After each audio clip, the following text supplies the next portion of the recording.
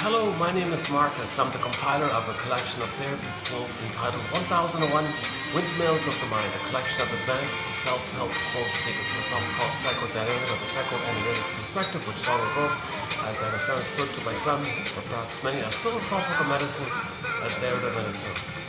Let's borrow the famous First Nations words, apparently, that many fathers would give their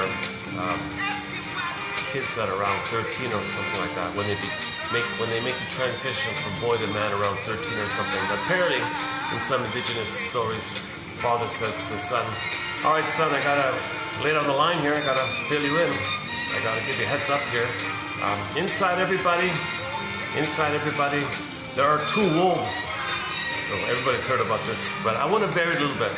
So I want to just slightly vary it here. So back to the story. All right, son, there are two wolves inside of everybody. You too. We all have two wolves inside. One wolf seeks to understand, seeks to learn and question and try to look more deeply and really understand and understand. Love and understanding are kind of synonymous. So this is the wolf that wants to love by understanding, and when you understand, you can love. Okay, so love and understanding, it's a deeper, richer kind of perspective of empathy, and then and your natural state of affairs is mutuality, Freude, pleasure in each other's happiness and growth. So that's our natural state of affairs, to be in a loving place, so we gotta understand. So one wolf inside you, son, wants to understand. There's another wolf at the same time that's wounded. He's crying for love. He's crying for understanding. He's in pain, and he might be in panic mode. He might act out. He might be self-defeating and self-destructive. You got two inside you. You got these two wolves like that. And the son said to the father, "Yeah, gee, father, that's very concerning, Dad. Which wolf wins? Which wolf wins, Dad?" He says to the son, "The one you feed. The one you feed." So that's what we're trying to do here in this collection. We're trying to feed that wolf of understanding, the part of us, the healthy, healing side that wants to understand and love. So if we're wounded, we want to understand to heal it. If we ignore the understanding effort, then we're kind of, the other side kind of is still in pain. So to heal the other side, we got to build the other side. So this is another way of saying, where it was, ego shall be, or make the unconscious conscious. Psychoanalysis looks at an egg in a basket that's missing. So the egg is like a potential of healing. And a recent quote we have about this is that in trauma, we were in pain, we cry for love, we repeat oral fixation, repetition, compulsion, repeat symbolically, hoping for a better past, be dysfunctional, hoping for a better past, loyal to the past, in pain, waiting for another stuff in the past, looking for symbols of mother, hoping you'd be a real mother, showing up the mother by doing to others what your mother did to you, and Italianic feeling to show up the other in anger. So that's the wolf and pain side. So so you need the other side of understanding to interpret, to realize the other side's in pain, crying for love. So when we recognize repetition compulsion, we understand that we're hurt and that mother was impaired. So the understanding is to recognize the mother was impaired because on her end, she was hoping for a better childhood past on her end. So in the present, she wasn't available for the child because she was living in her past, waiting for a happy childhood on her end, not emotionally available for the child. Like that. So she's busy with her pain, wasn't available to meet the child's needs. So the child didn't get his needs met. He felt scared. His fear ended up as anger, which rebounded in on himself. Now he's hating himself to have to tie to the mother, major crime. He sugarcoats it or liberalizes his pain with the dopaminergic chase to look for mother, a similar mother, to be loved, so he can then fix the mother. He's loyal to save the mother, but first he's got to get mother's love. But mother's hurting him. How does he get mother's love? If mother's hurting him. And mother says to the baby, "I can't love you, you got to save me." "Okay, mother, I'll eat a cookie. I'll pretend that's you loving me, then I'll love you in return." So this topic was covered yesterday. I go to the short section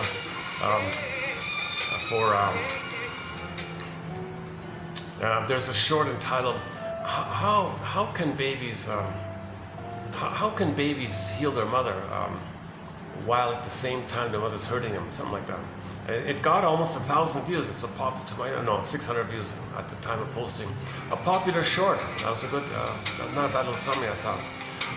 So the cry for love is that the baby wasn't loved, so he's in pain, wants love.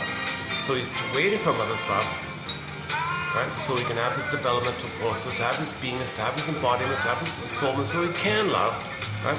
But this is a part of him that's wounded, called the wounded inner child of the past. The wounded inner child of the past, the memory of the trauma. It's in the brain, it's recorded, the body remembers it, the secret, the shadow knows, the shadow self knows, the unconscious knows, the one who walks with me, that part of me, so that back to the two wolves. So the unconscious wolf, in pain, it's the one who walks with me, who's not like me, who is me. Someone's living my life, I know nothing about him. The double self, the secret self, the shadow soul. This is wolf representing, symbolizing the idea that we're in pain, looking for love. And in that mode, we're waiting for mother's love, but we're angry.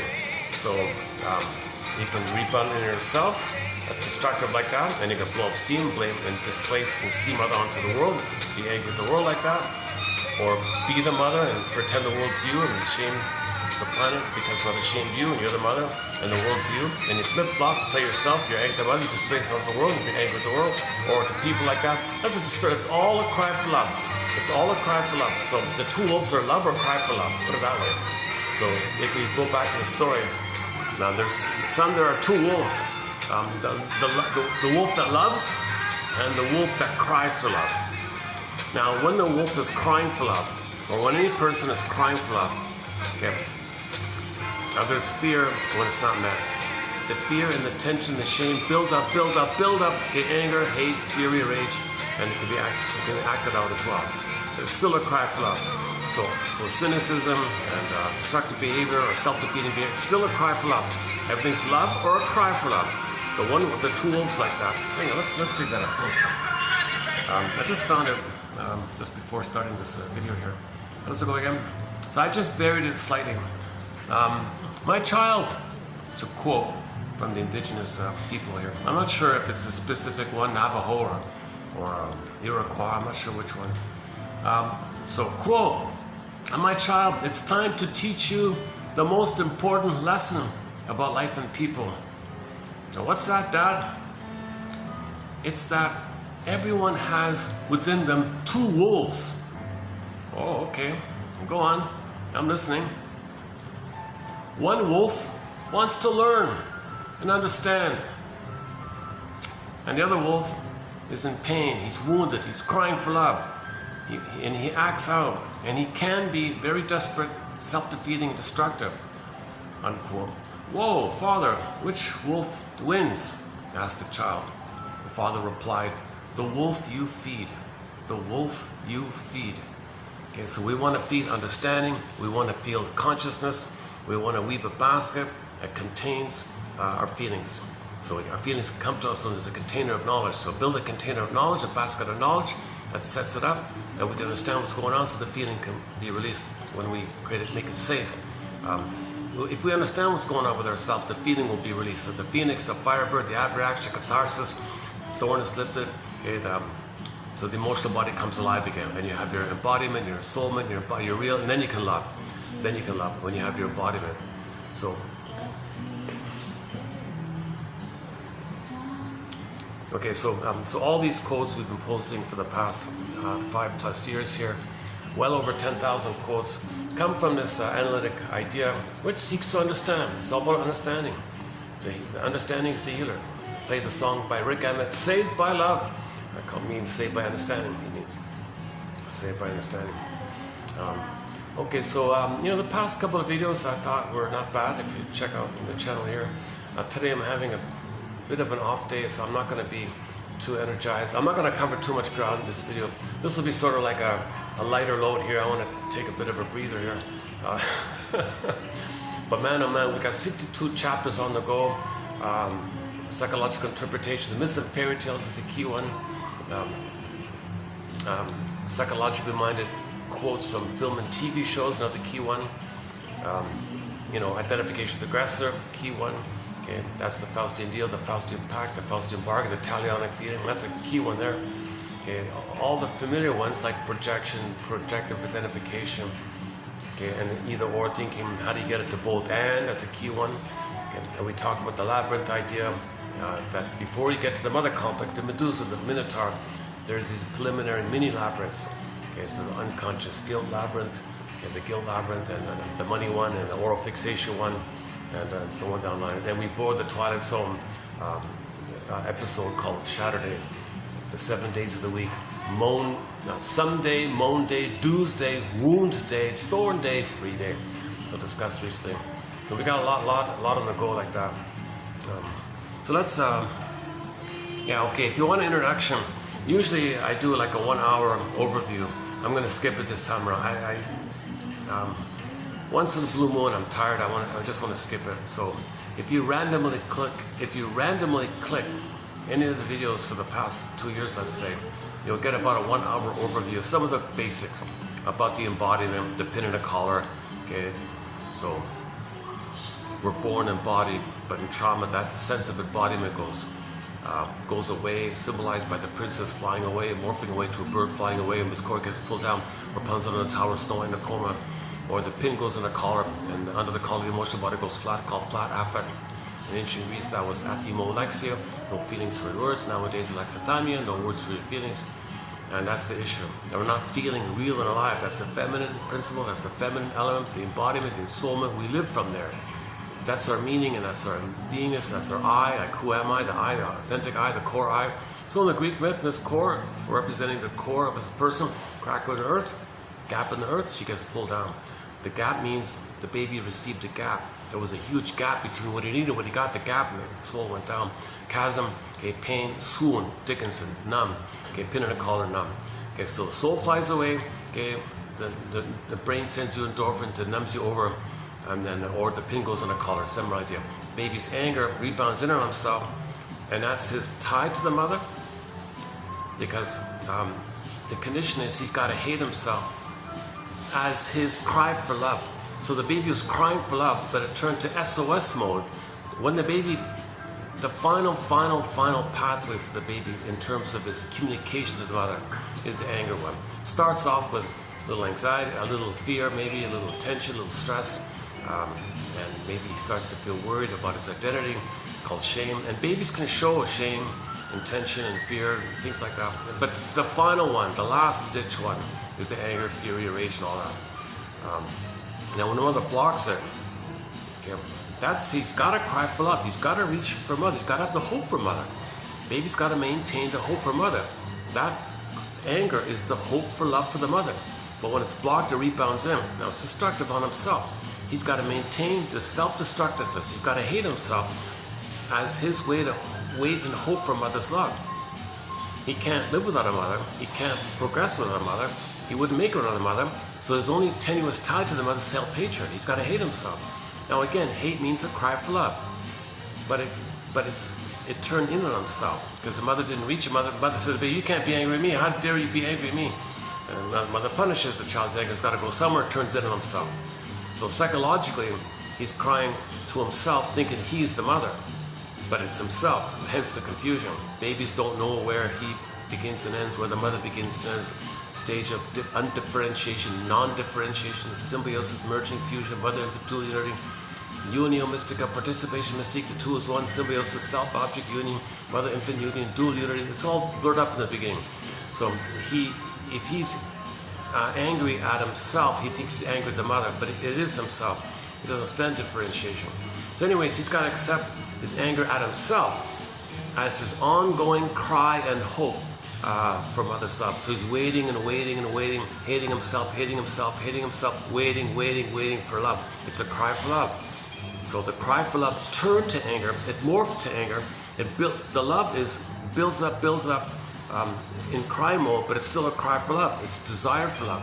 But when it goes into hate mode, it's still from the line of love wish.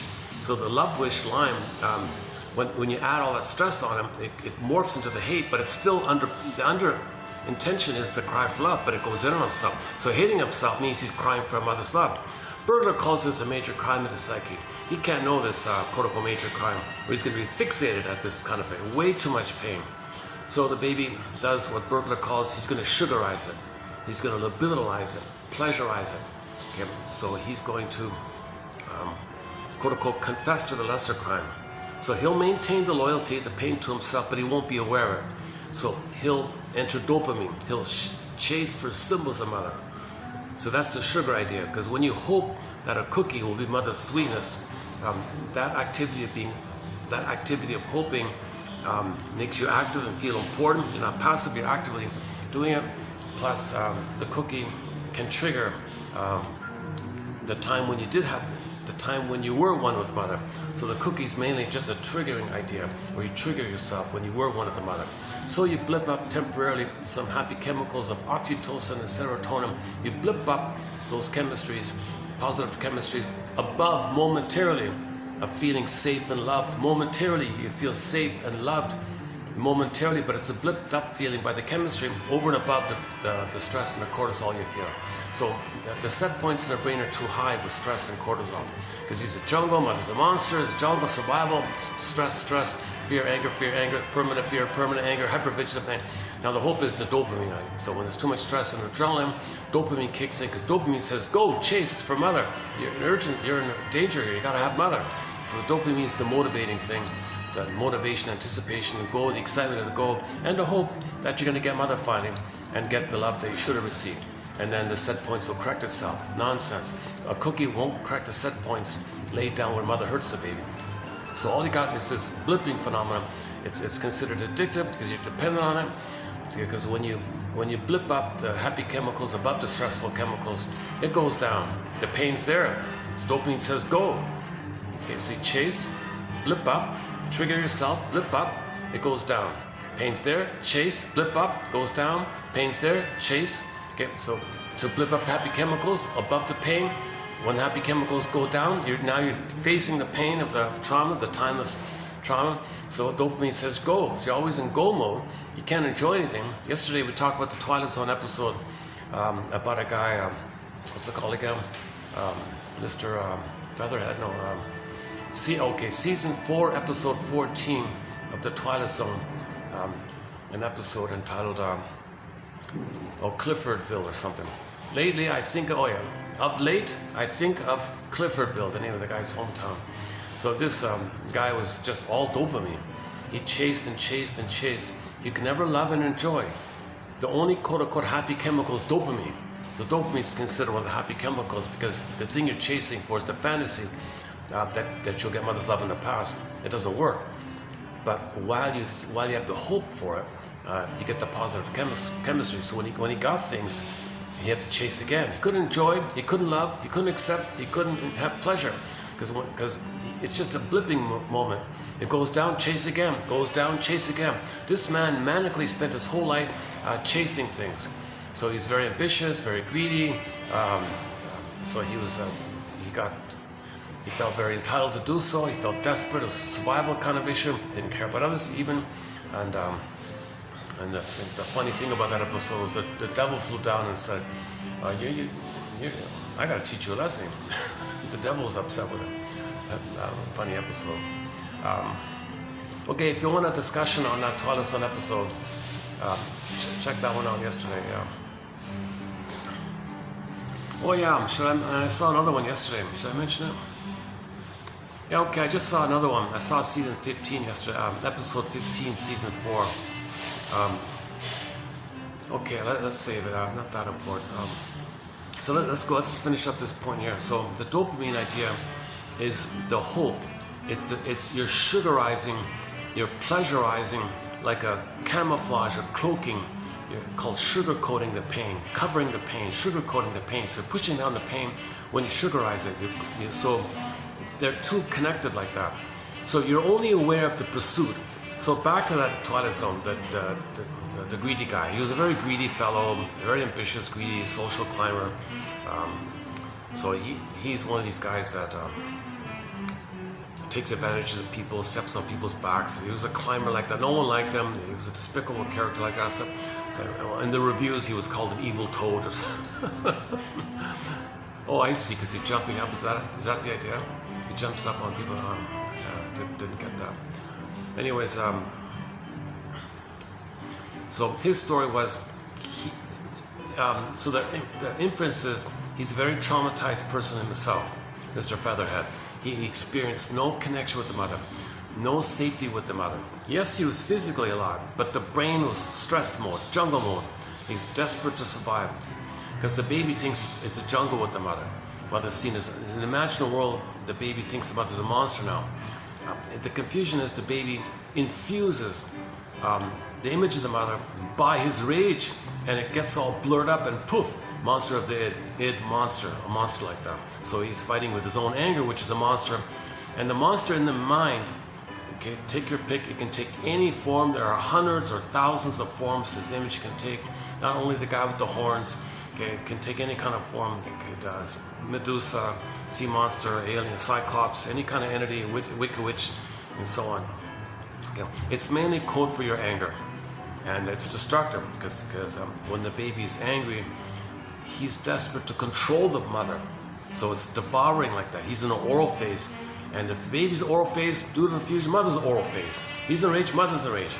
You take these elements up, and the baby picks up the mother's monster of the id. He's creating his own monster there. You put all these elements together in the primary mentation, shake it up in all the shaker things with ice cubes, poof, shake, shake, poof, monster of the id. Okay. Now there's some energy of your own that's crying for love, but it's attacking yourself. It's destructive. That's the image. It's the guy with the horns hurting yourself, and that's your hope for mother. So you're crying for love by attacking yourself. This is a disturbed situation. So that's why dopamine kicks in. Pandora's box, hope. Okay, the dopamine kicks in because your hope for this mess is to chase, go, chase, pursue, anticipation. One day you'll get mother. One day a cookie will be mother's sweetness in the past. One day this bottle of wine, this thing you buy, enter advertising and all that. One day this thing you do, think, believe, buy, whatever. Okay, it's symbol of mother. Okay, you'll get mother's love in the past. And now the final layer of the cake is rationalization, okay, called beliefs. So your cortex is pulled in to give you some kind of belief called rationalization as cover. And then you say, I believe it. Well, you're desperate to believe whatever you believe. It's called rationalization. It's flim-flammery, it's duplicity, it's double talk, double thing. But you're stubborn to believe it because you got to protect the hope to get the happy chemicals above the pain. If you interrupt your hope mode, you're going to feel the pain, and you can only feel the pain if you're in a caring witness telling your story, and you feel safe to pull the thorn, go into the labyrinth, and go into the labyrinth. You need to feel safe to like that, and then pull the thorn and get the feelings back, and then you're okay. But if you don't have a caring witness or any kind of analytic attitude like this, analytic just means your present. Your past manifests itself in the present. You study how the present is influenced by the past, or you study how the past shows itself in the present. So when you study how your past influences you in the present, that's all it means. If you don't do that kind of attitude, this present-past link like that. So it's kind of like the two wolves. You don't have a kind of link between the two wolves like that. So back to the native indigenous tale. Really, there's got to be you want those two wolves to dialogue with each other within, and you want the painful wolf to get some kind of understanding by the other wolf, and you're the one. If you do that on the conscious, then that's going on within you. If in your consciousness you're seeking understanding, then you're feeding the wolf, the love wolf, and that's going to hold hands with the wolf in pain until the wolf in pain calms down, and then and now you got two happy wolves in there, and the two happy wolves are dancing or something, or howling together, or whatever. Or there'd be a marriage. Or ideally there'd be some kind of marriage, right?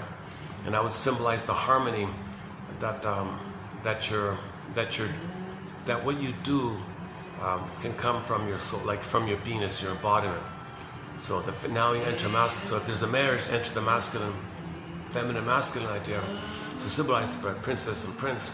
That means your doing will come from the feeling, made in king. So from your feeling, you do. The doing is called the masculine. The being, the feeling is the feminine. So you want your doing from the being or the feminine, and that kind of that kind of process where you're doing comes from the feeling. That moment when you can now do from your feeling, that moment it begins is the marriage. The marriage is the moment when it can begin. So in the Snow White, when the dwarves they were miners digging information up, make the unconscious conscious, unconscious conscious. Okay, so like fishing and pulling up the rampions, the radishes and the carrots underground, or the fishing idea. Ducks go down, fly in the air, walk on land. So the dwarves were miners. They would dig up gems from the ground, bring it up to the light of consciousness. Okay, that's making something unknown about you conscious, repressed the consciousness, the two worlds like that. Okay, so when the miners are doing that kind of thing, and notice Dorothy's, befriending them, and the dwarves are helping her. It's going on with them. The dwarves means something within you is the energy within you is bringing up knowledge to your consciousness. So you want to welcome this process of the quote-unquote dwarves with them doing this. Okay? So you want to welcome the idea that something's coming up to your consciousness, right? So you wake up in the morning, you might remember something. Well, that's the idea that the dwarves gave it to you, right? Or you free associate or observe your mistakes or your jokes or something. This reminds me of that, and that reminds me of that. That reminds me of that. So it's coming to your consciousness. Free association, dream interpretation, analyzing your jokes or your patterns. There's many ways to guess around about what's coming up to consciousness, right?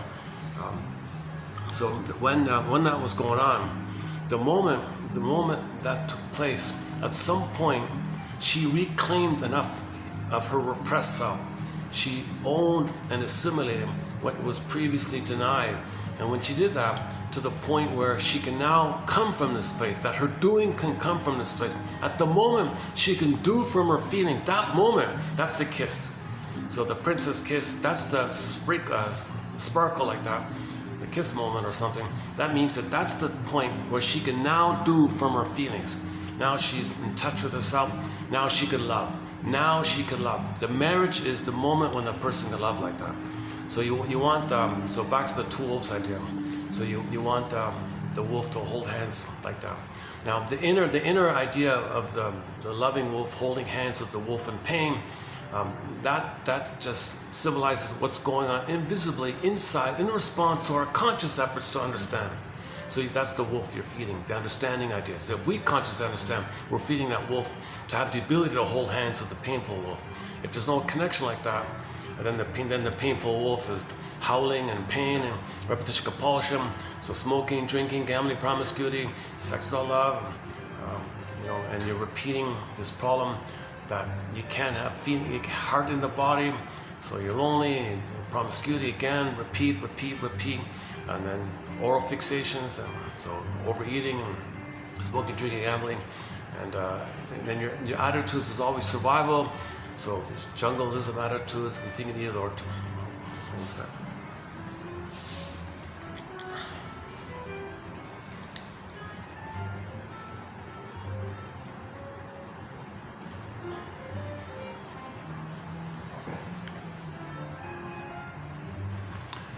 Maybe I can do something else. What's going on here? Okay. Let's just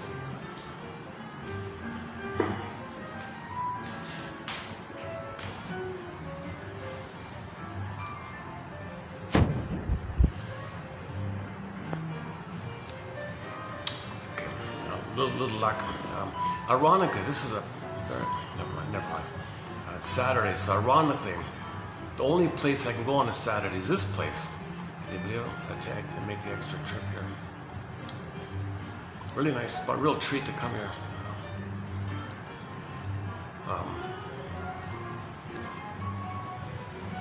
Okay. Yeah, I'm having an off day. It's late. So let me check the time. Hold on a second. Let me check the time. 4:40. So I got about an hour here. Okay, so we talked about a little bit about the Snow White one, right? By the way, why is Snow White in the forest? Well, that's your feeling self repressed. The forest means unconscious. You see, so it's in the unconscious like that. So our soul is in a coma in the unconscious like that. Now that's inside a person. So on the outer world, we live in these two worlds, conscious, unconscious.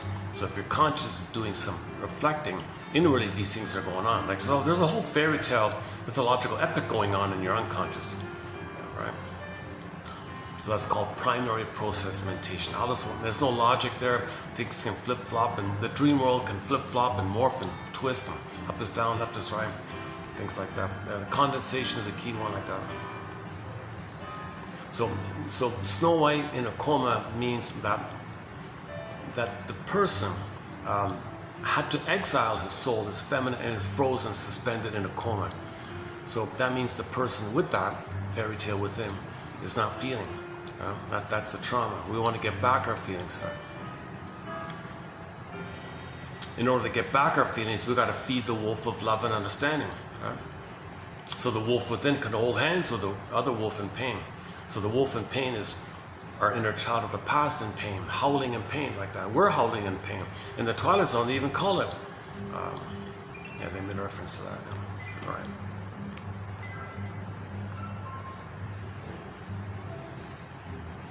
Okay, where was I? What's that?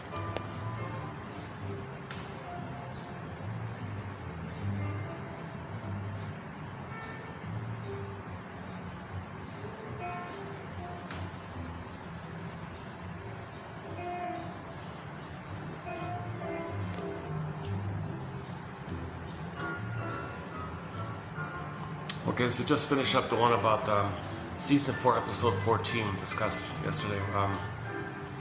So this guy was in manic mode, right? So he would pursue, greedy, and when he got everything, he felt ennui, because now there's no hope, because there's no more to grab. So he ended up owning everything, and they thought, oh my, there's nothing more to chase. He felt depressed, right? So the story was, he begged the devil, please, with my current knowledge intact, zoom me back to my youth so I can redo my life, but I'll now have more gusto, more ability, more ambition, and he had a lot of hate, right? So he can anticipate more, plan more, grab more, be more aggressive like that. And when he's and the devil said about him that she didn't like him. I mean, for many reasons, but he took pleasure in the suffering of other people. He had shadow for. He was a sick character. He laughed and would take pleasure when he hurts people. So he had the excitement to go back in the past and hurt people, while he's gaining more, hurting more, gaining more, hurting. This guy had only dopamine. He only had greed. Right? This is the voracious greed thing, destroying the planet for a quick buck kind of thing. Yeah, so the deal was he wants to go back and do it over, but keep the knowledge intact. And so he said to her, so you want my soul for this, right?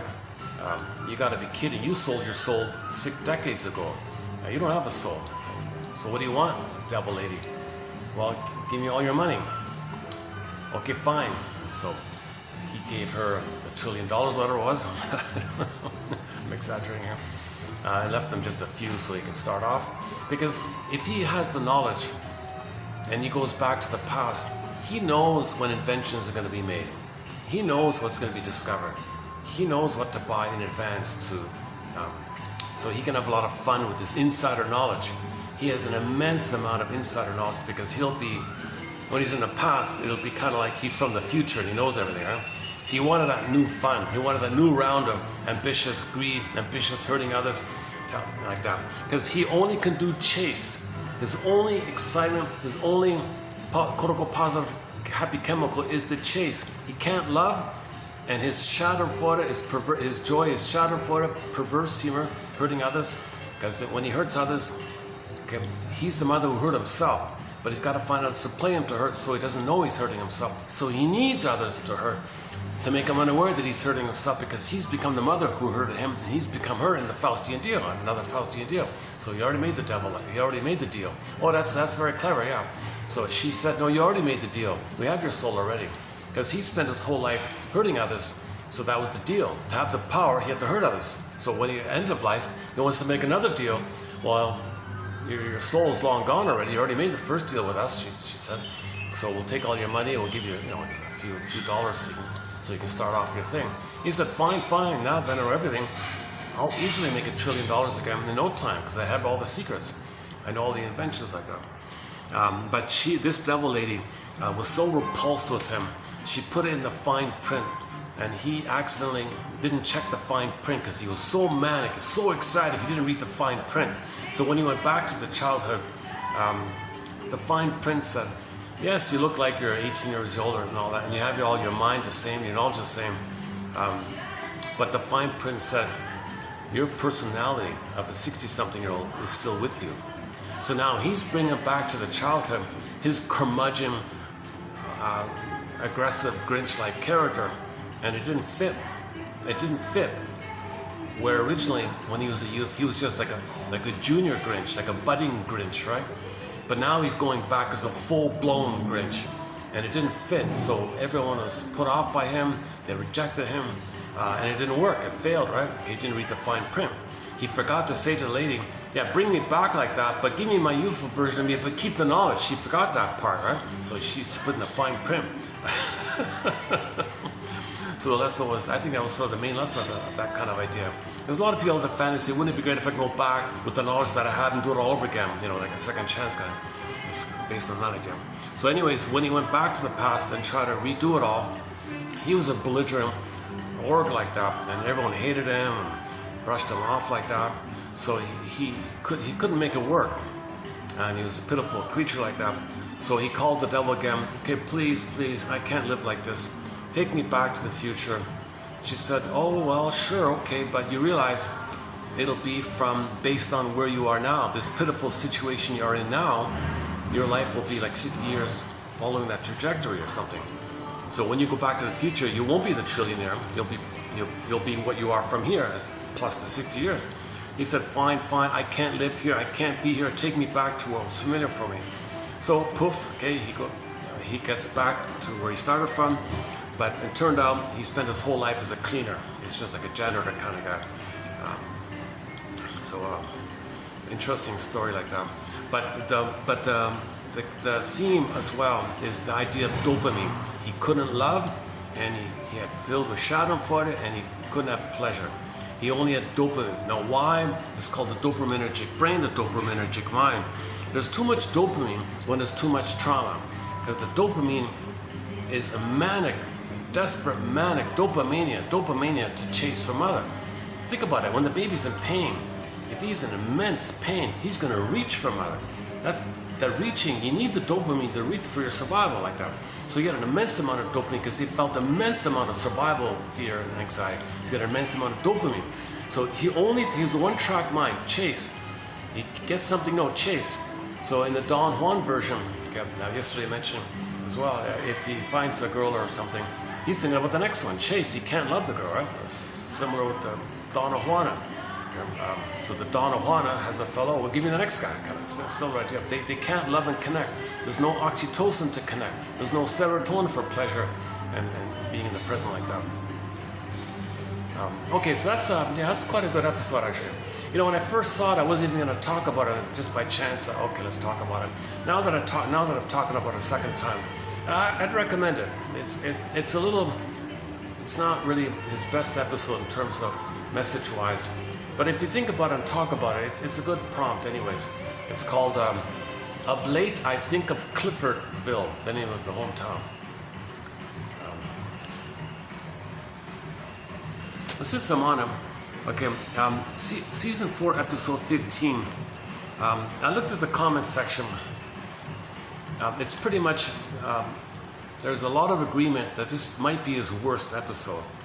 It really is a tedious, somewhat annoying episode. So I want to offer what I think Rod Serling was trying to do here. There were a couple of comments that briefly said it's a psychological message. Anyways, it's the annoying thing about this episode is you've got a guy who's entering midlife. He's 38 years, a very common starting point, 38, 39, 40, like that. So he just turned 38. They said he had a nervous breakdown.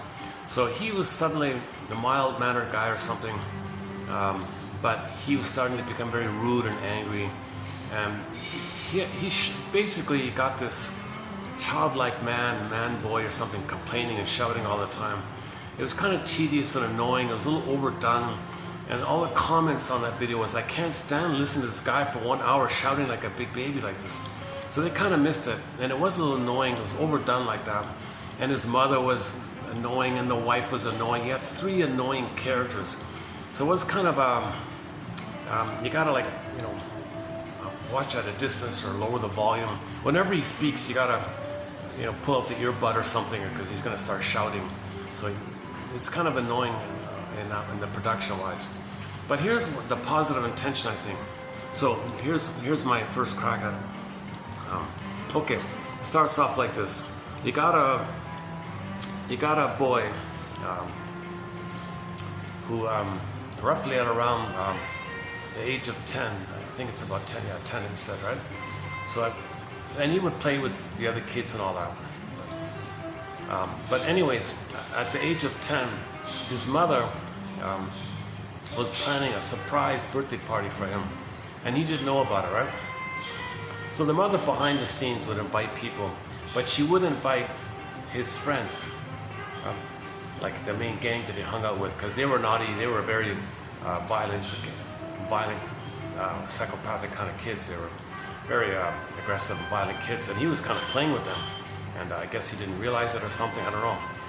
So anyways, the mother or whoever organized it didn't invite the gang that he hung out with. Now this boy didn't know there was a planned party for him, right?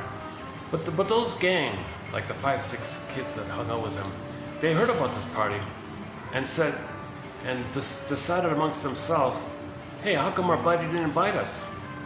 And suddenly, click, they attacked him violently, and he was scared. It was a horrifying thing. They almost, like, you know, murdered him, right? His own friend's best buddy, just because they didn't get invited to a super party or something. And they violently attacked him. It was a very strange episode. It's a very violent, bad neighborhood. I don't know, kind of hoodlum kind of neighborhood or something. I don't know. So his own friends that he played with all the time, suddenly, unbeknownst to him, was being attacked, and you see them beating him up like that. He's on the ground bleeding almost to death or something. Anyways, he spaced out. He disassociated, went into he was unconscious for a while. Did he come to it? He eventually came to, I guess. So, okay, so he forgot about it. He had some kind of amnesia. It was a trauma, a very severe trauma for him, that his own friends would just almost murder him like that. But he blotted, the point is, he blotted it out. He blotted the whole thing out. So I guess he went on with his life, I guess. And then at the age of 38,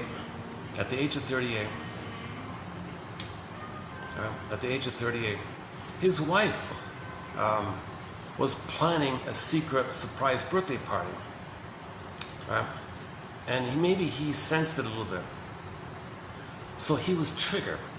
Okay, what the wife was doing triggered when he was 10, how his mother planned this secret unknown birthday party, and the results of it on him. Now the wife is planning a secret party for his 38th birthday or something, and he's suddenly, like 2 days before this or whatever, he's freaking out here. All the anger that was buried is now coming up. So he was very belligerent, shouting, he's angry, ill-mannered, rude, barking at people. People said he's having a nervous breakdown.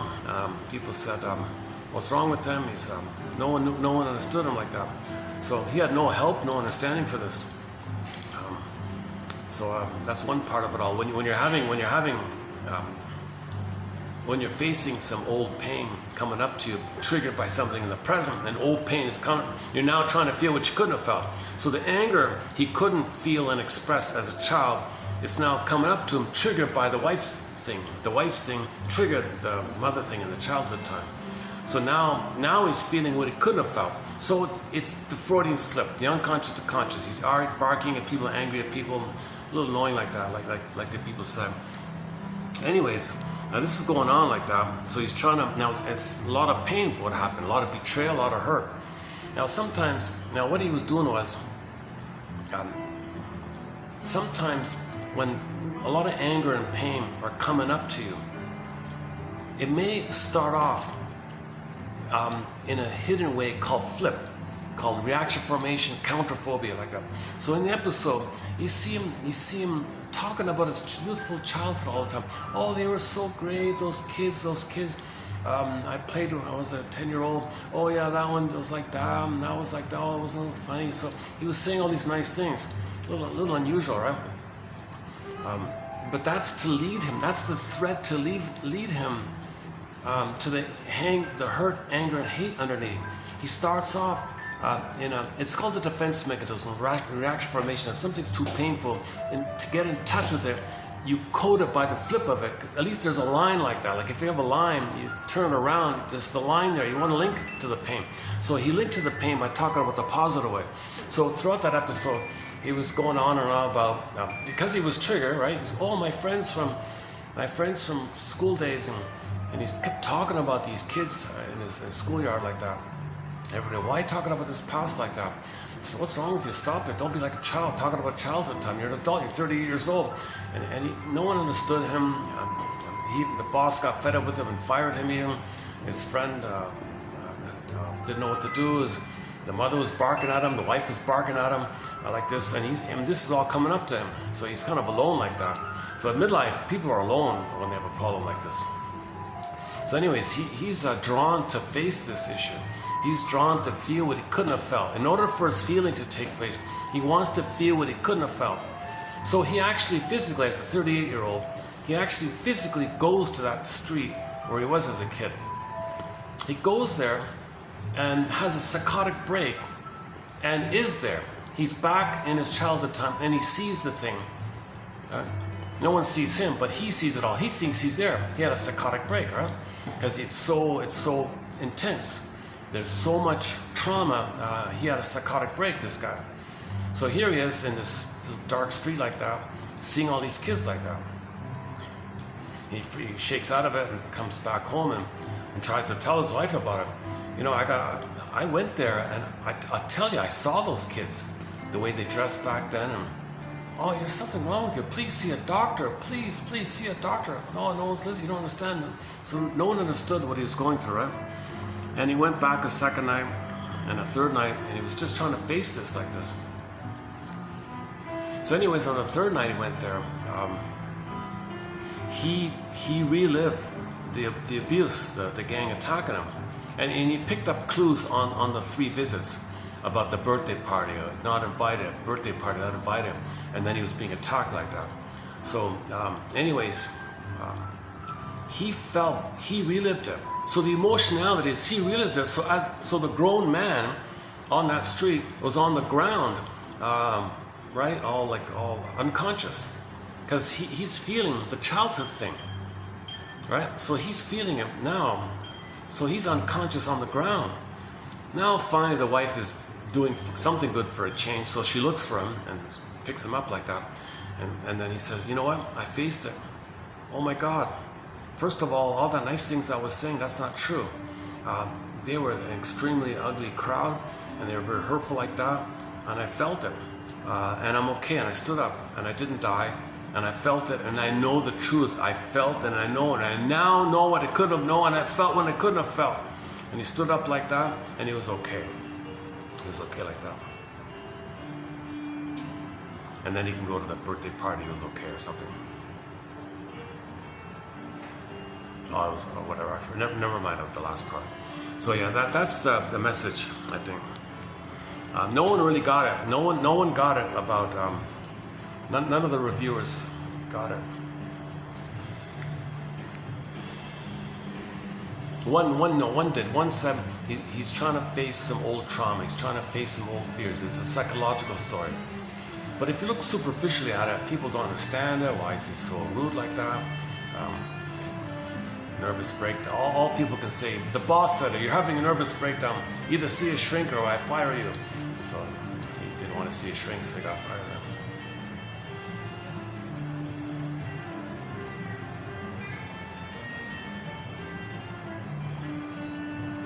So in other words, the message is, in life, you might get triggered if something resembles something in the past, you get triggered.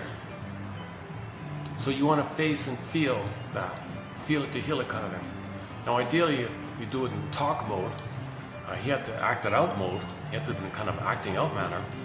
You can't, it's too dangerous to just literally act it out like that.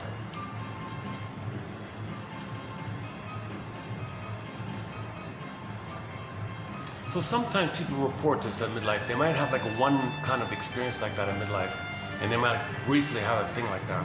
That's very dangerous. You don't ever want that to happen. You're better off in talk therapy, talking cure. So anybody struggling, they gotta talk. They gotta sit down, feel safe, tell your story, free associate. Okay, here. For example, this one here. This lady says, is it here?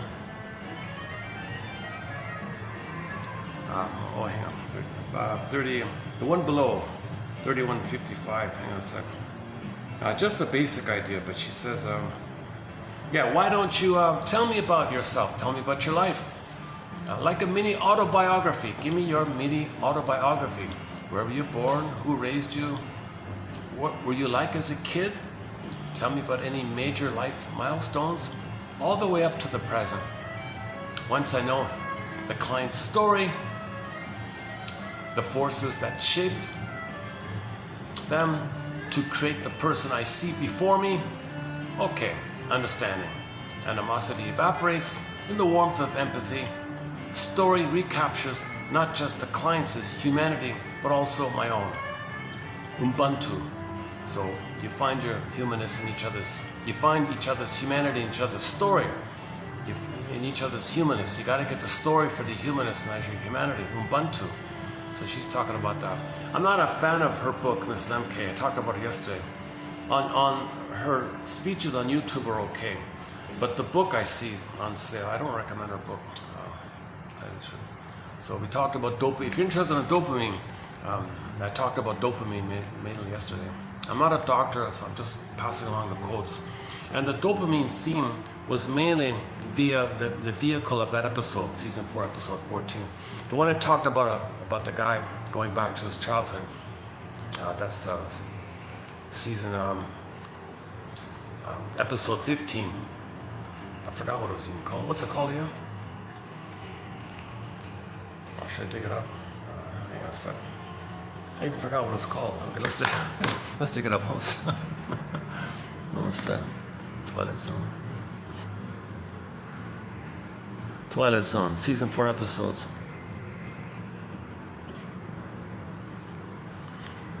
Here it is. The Incredible. The episode's called The Incredible World of Horace Ford. Okay.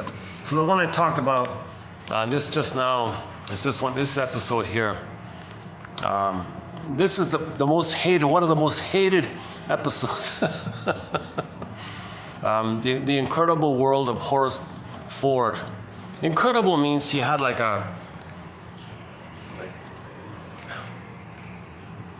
toy maker Horace Ford is increasingly preoccupied with memories of his childhood, endangering his job and marriage. But a visit to his old neighborhood brings a haunting encounter, suggesting the time was not as idyllic as he remembers. No, that's the reaction formation. It was a horror. This boy's childhood was a nightmare. They were taunting on him, they hated him, they ganged up on him, they had him around to pick on. He didn't know it. He's unaware of it. He denied it. Actually, the line in there is, for a child to survive, they blot out the pain and just make up something good if they have to, like that, to survive. Okay, there's a few. Okay, so there's a few reviews of it. But you really get a sense of the loneliness. You know, another thing I think they were trying to do, Rod Serling was trying to do, is why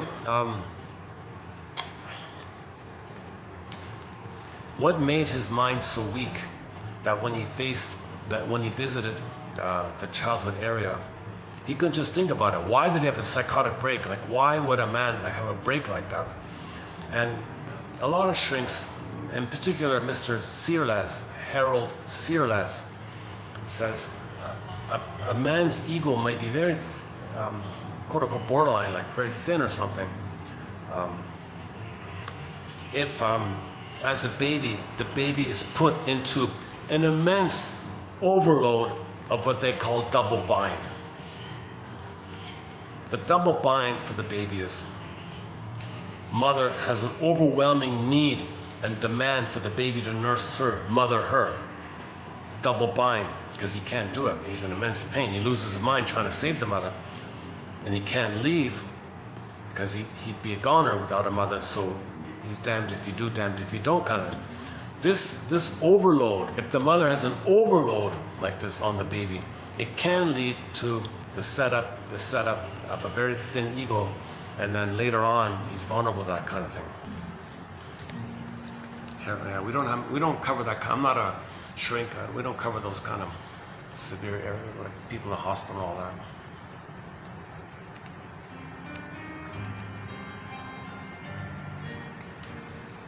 Oh yeah, so in this episode, Horace Ford, what's it called again?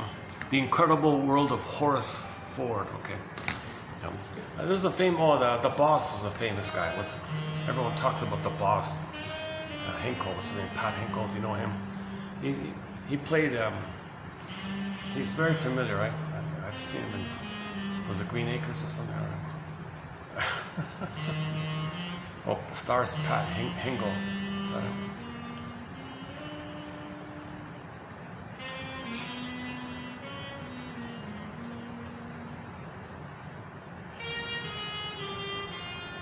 Hang on, I gotta get it right. Oh, sorry. Oh, Vaughn Taylor. Okay, I'm not too familiar with these characters.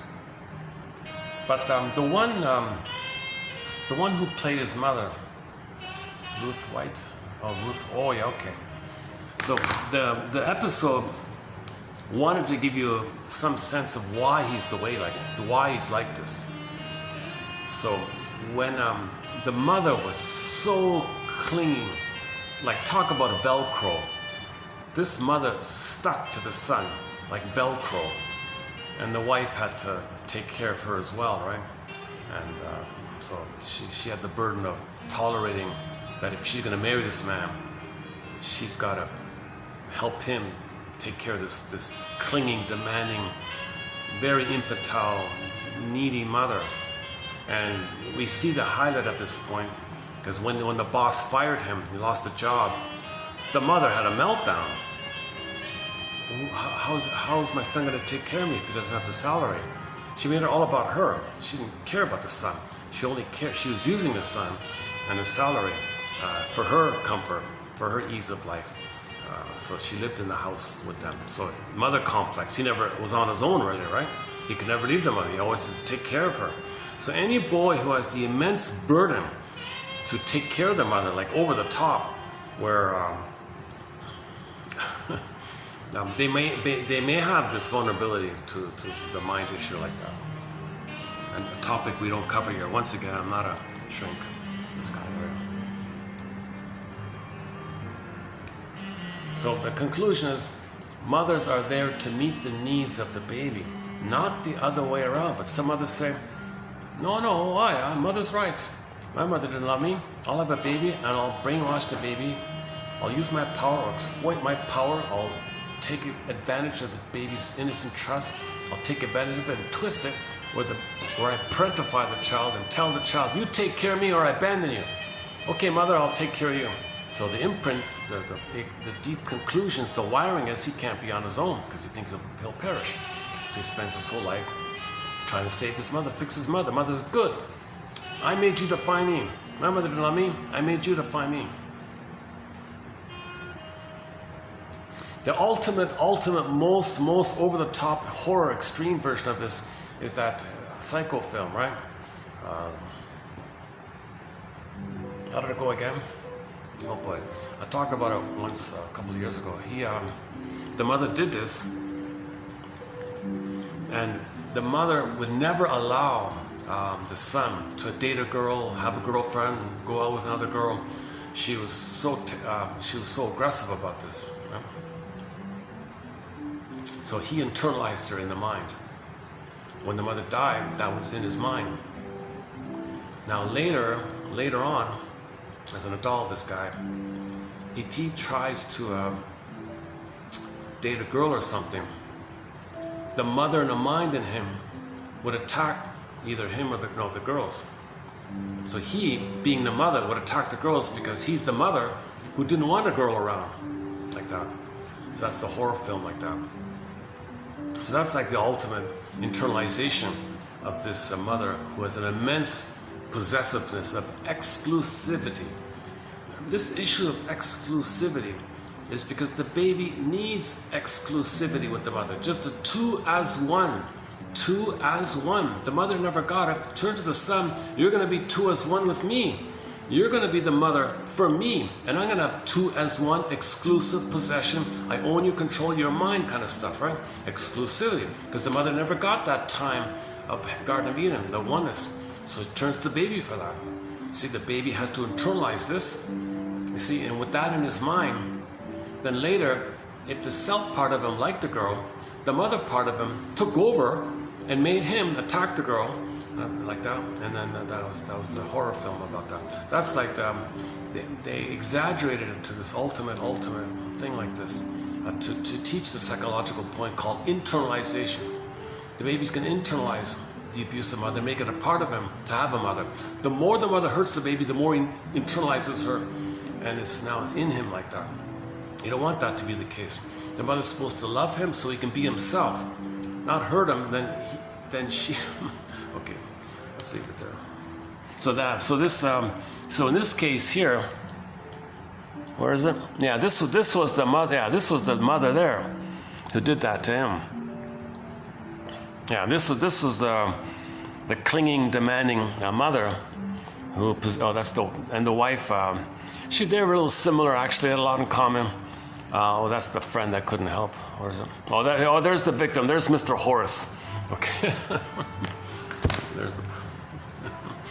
See, the funny thing is, normally he's a likable guy. We don't see the likable side of him. We only see him in the film when he's shouting and barking, so no one likes him like that. But that's the point when he's starting to feel the rage from his childhood thing, being triggered up by the anniversary triggering phenomena of the surprise birthday party the wife is going to give. So now he goes back to his childhood, and those 3 visits he learned about the surprise birthday party, and the kids attacked him because they weren't invited. Some stupid thing like this. So he didn't have an idyllic childhood, not at all. But he needed to say an idyllic childhood to talk about his childhood. The only way he can face his childhood is to ease into it by saying how amazing it is, how wonderful it is. But at least he's talking about it. Then he gets to the truth of it. Oh my God, my childhood was an absolute horror. It was an absolute ugly nightmare. It was a miserable childhood, like that.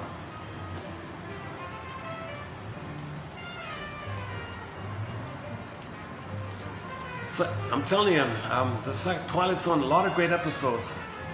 Although this might not be a popular episode and all that, but Twilight Zone has some great episodes. Gabe's Story, I think it's one of the best ones, if not the best one, called Gabe's Story. Take My False Light, Please. We talked about Saturday recently. Wong's Lost and Found Emporium's an excellent one.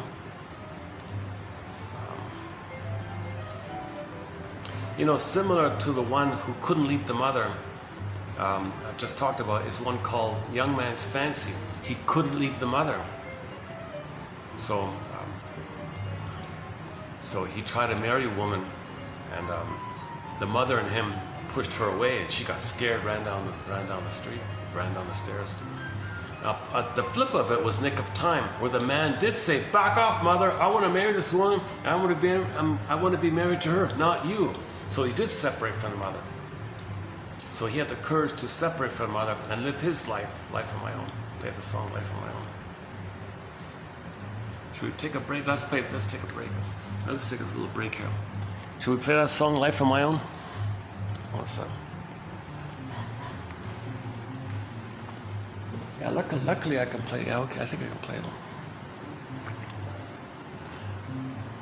Oh, hang on. On second thought, I have a new song here. I want to make a short of this new song from Sudan called Zulum Aldun. Yeah, I just found it on the radio, spelled with 5 O's.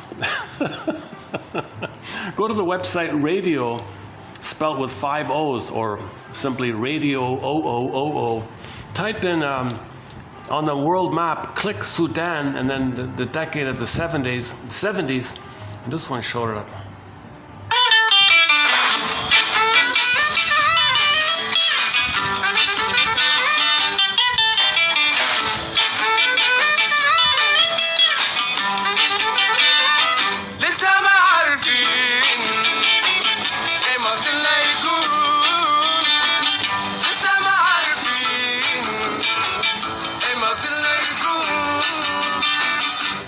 بس خايفين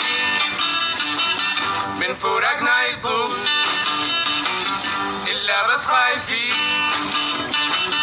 من فراقنا يطول من فراقنا يطول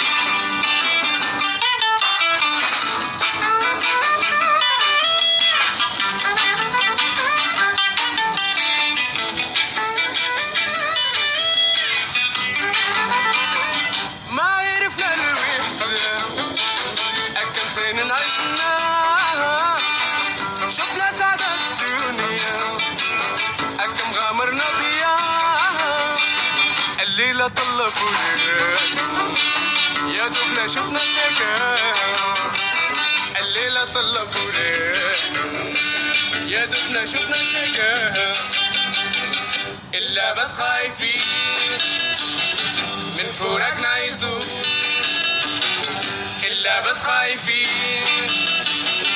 من فراقنا يطول من فراقنا يطول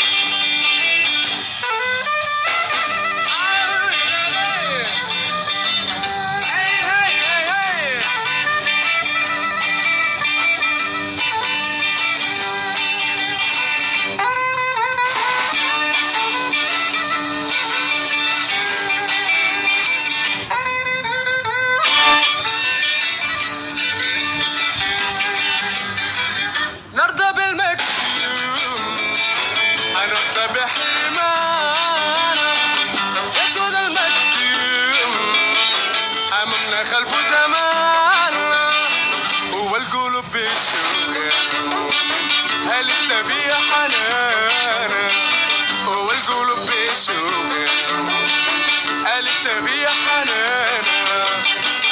إلا بس خايفين من فراقنا يطول إلا بس خايفين من فراقنا يطول من فراقنا يطول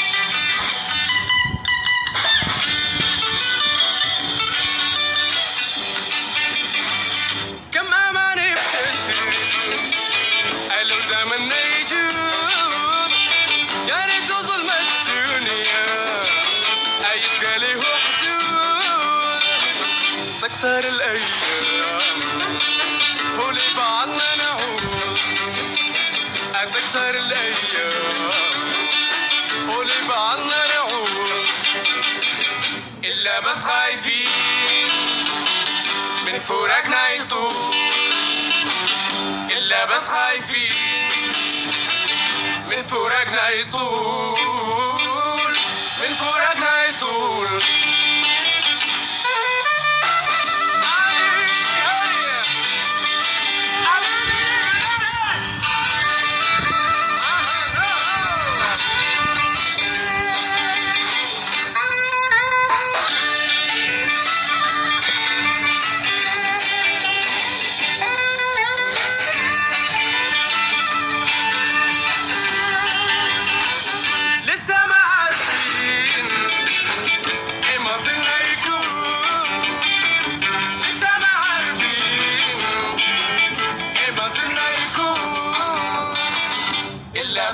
خايفين من فراقنا يطول إلا بس خايفين من فراقنا يطول من فراقنا يطول.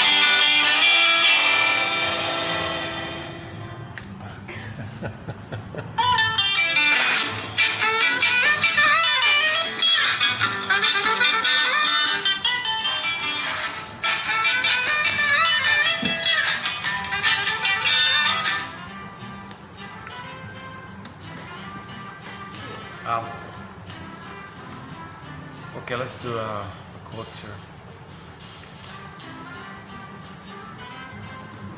Okay, so this is sort of a lighter batch here. So mostly I'm doing a preview of 3156, and 55 I've discussed already below, so I'll just leave it there mostly. Okay,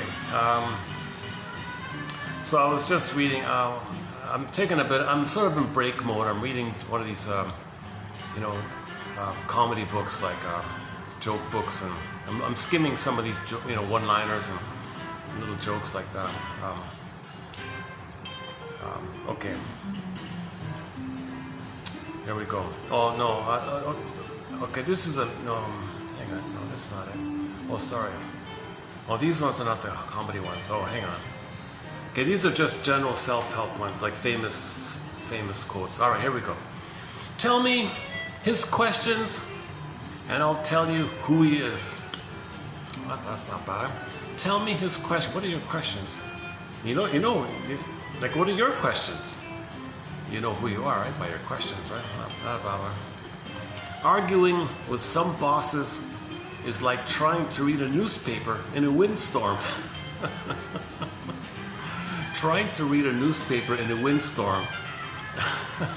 Arguing with some people is like trying to read a newspaper in a windstorm. Don't try to teach a cat to sing. It wastes your time and it frustrates the cat. First-rate people hire first-rate people. Second-rate people hire third-rate people. So there's the maturity is, that's pretty obvious, right? All right. Oh, somebody was wearing clothes that didn't fit them. Do they sell those pants in your size? Egotism is the anesthetic that dulls the pain of his childhood. So narcissism is drug-like, that dulls the pain. Right? The first sign of middle age is when you're at the bridge you were going to cross someday. The first sign of middle age is when you're at the bridge you were going to cross someday. So back to Mr. Horace Ford. So at 38, that's a bridge you have to cross. You didn't know it, I guess, but if love is blind, then marriage is like a trip to the optometrist. A lie can run around the world 6 times while the truth is still trying to put on its pants. Oh, is that what it says? Mark Twain, huh? Mark Twain. A lie can run around the world 6 times while the truth is still trying to put on its pants. I thought it was shoes. Did I get that? I thought it was shoes. It says here pants. Again, a lie can run around the world 6 times while the truth is still trying to put on its pants. How old would you be if you didn't know how old you were? How old would you be if you didn't know how old you were?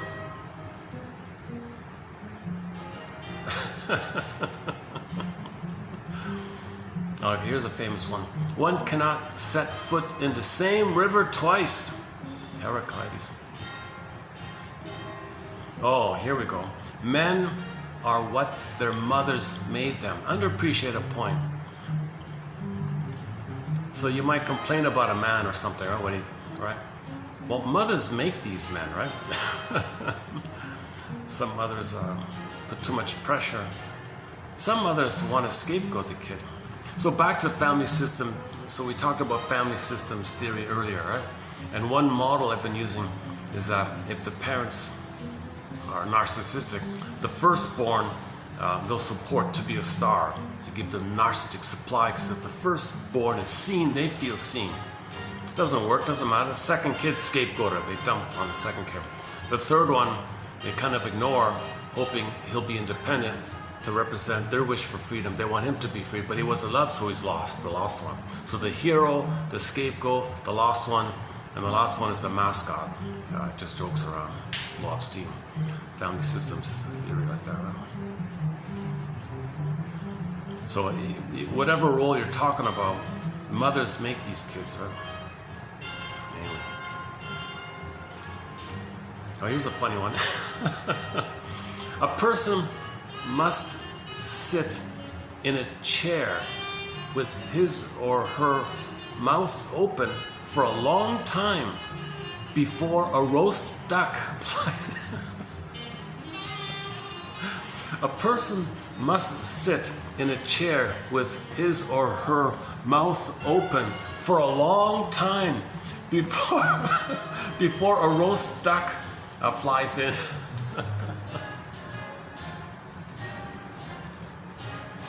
That's an old Chinese proverb, it says here. A person must sit in a chair with really emphasizing, really over the top emphasizing. Like, don't just sit, nothing's gonna come to you. Like you have to, go out and do it, right? A person must sit in a chair with his or her mouth open for a long time before a roast, not just a duck, but a roast duck flies in. You're gonna wait forever. It's one thing to wait around for the duck, but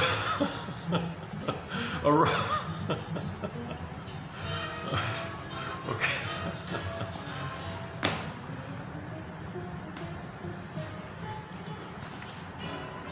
It's just so unexpected. These kind of jokes, huh? Okay, thank you, Chinese proverb. That's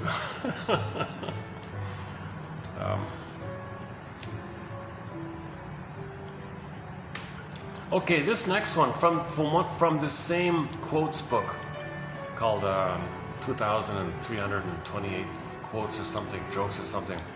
They had a section on actors, Hollywood, acting, all that kind of area. So I thought, okay, it's pretty hard, it's pretty a little tough on it. And I remembered about 3 or 4 years ago, we posted a page of quotes from a book called Hollywood on the Couch. We did one page of it, mostly about Marilyn Monroe and what happened to her and all that. So I was reminded of it. Okay, let's do these ones here. So they're a little pretty. They're kind of these are quotes by actors from that community and all that kind of thing. So it's a little negative about that, of course. So the next batch is about the dark side of Hollywood. So why don't we preface? Oh yeah, so I prepared for it. So our song for this is Hollywood, a song called Hollywood by the classic rock band Streetheart. Kenny Shields was the lead singer. So let's play this song here first. So I'm gonna play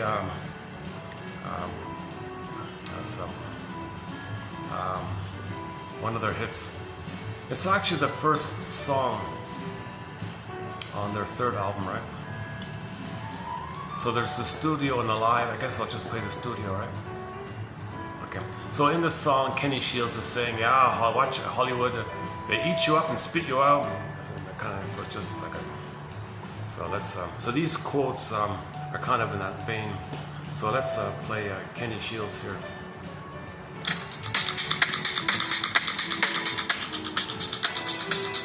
Well, hold on a second.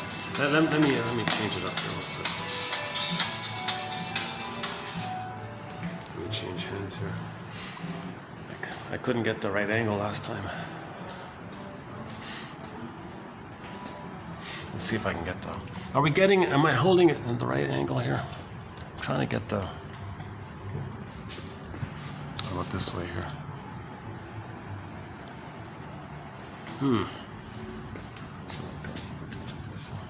like this.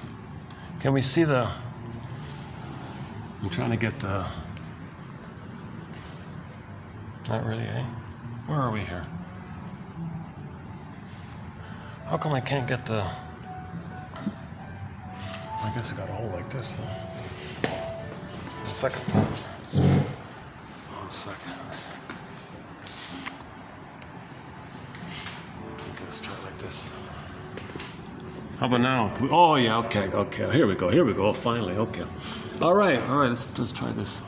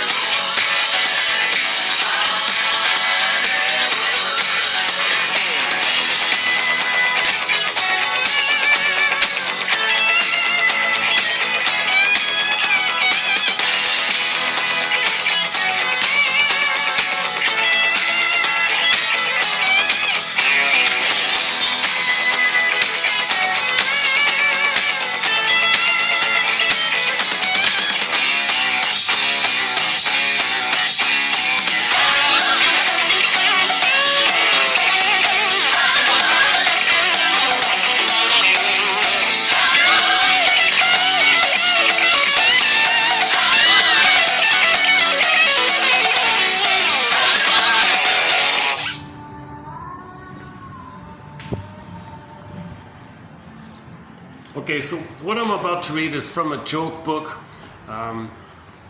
So I'm not really trying to blow off steam or anything.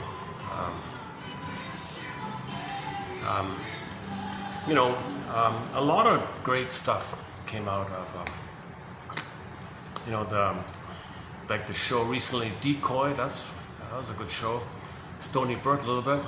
Track Down, some of that. Many of the episodes of Route 66 are good. A good portion of episodes from Have Will Travel with Paladin. The sequel is very good. Heck Ramsey. Judge for the Defense. Good show. So there's a lot of good series, from there. Of course, most of it's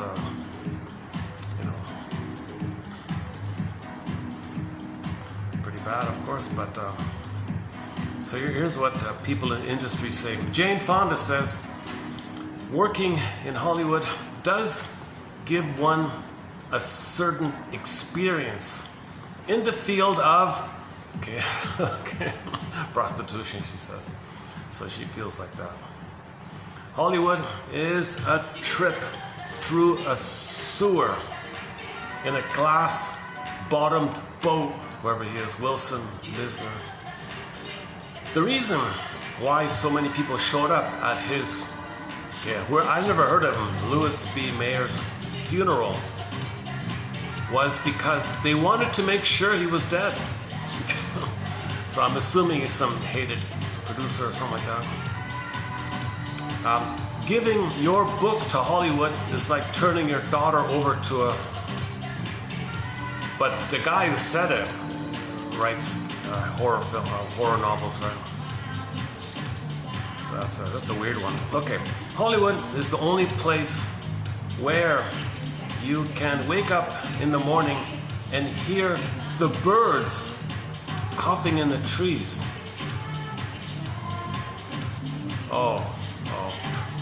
Okay, next one. Hollywood is an asylum run by the inmates. Lawrence Stallings. People find out I'm an actress and I see that horror look flicker across their eyes. Rachel Wise. Acting is all about honesty. If you can fake that, you've got it made, says George Burns. There are 5 stages in the life of an actor. 1. Who's Mary Astor? I'm posing because I never heard of her myself. Who's Mary Astor? Number 1. Number 2. Oh, get me Mary Astor. Number 3. Well, get me a Mary Astor type. Number 4. Well, get me a young Mary Astor. Number 5. Who's Mary Astor? Says Mary Astor. I haven't looked that one up yet. Half the people in Hollywood are dying to be discovered, and the other half are afraid they will be. Lionel Barrymore. Okay, we'll give the last word to Miss Monroe here. Poor Miss Monroe. Hollywood is a place where they'll pay you $1,000 for a kiss and 50 cents for your soul. So we discussed the Marilyn Monroe story in that book, Hollywood on the Couch. And another one about, what's her name again? Oh boy. Oh, Jesus.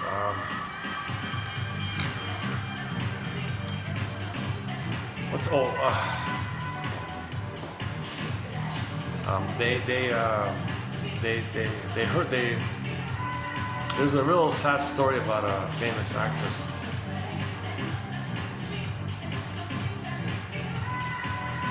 Son of a gun, I forgot her name. She played in a western, a comedy western, a 1930-something comedy western with Bing Crosby.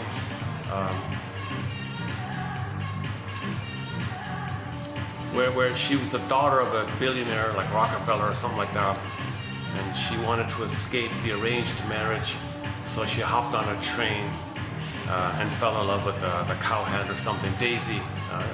The cow was named, the bull was named Daisy, and the guy who took care of Daisy, this billionaire daughter, fell in love with this ordinary guy taking care of their bulls, and they got married like that. This comedy like that. That girl, whatever her name is, there's a big story about her.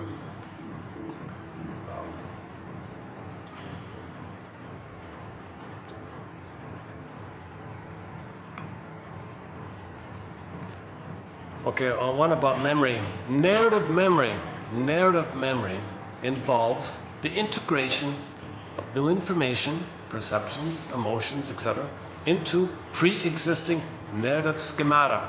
In other words, it is the process of telling one's own story. Okay? So you're able to tell a story, narrative memory. This happened, I felt that, and so on. Well, there's something they call here traumatic memory. Traumatic memory, by contrast, arises in the disabling of such narrative schemata under conditions of distress. Now there's no story. It's unthought, unformulated story, unknown story, unthought, unthinkable story. Yeah, traumatic narrative is unthinkable story. I can't think the story. Called traumatic memory. Unable to become integrated, memories of trauma are frozen in time and stand apart, developing a parallel existence to that of the individual's personal history. So this parallel existence erupts because traumatic memories do not undergo repression. They are not pushed away, but arise through a disassociation of consciousness at the moment of the traumatic event. The traumatized person has this segmented sequestering or compartmentalization like that.